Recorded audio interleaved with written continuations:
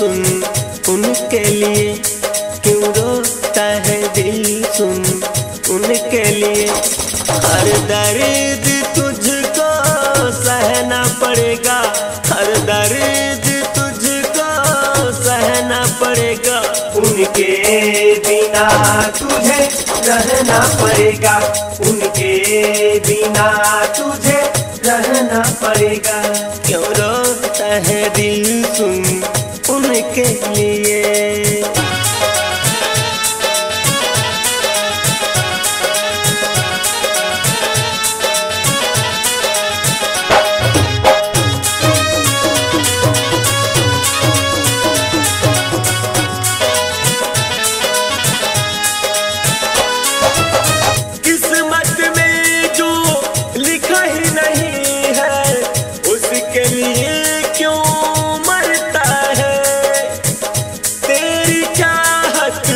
जो ना समझे इतना प्यार क्यों करता है।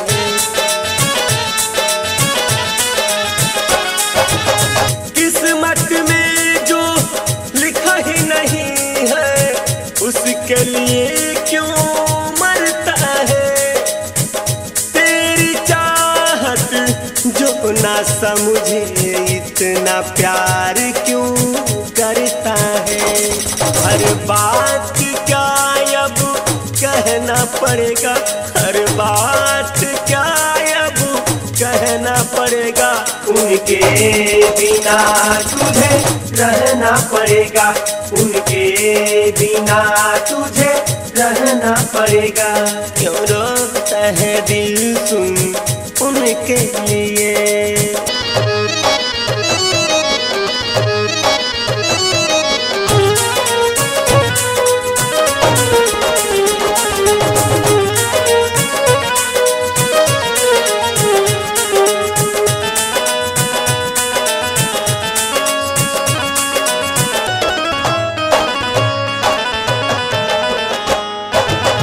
बेदर्दों की ये दुनिया है, दर्द न कोई समझेगा।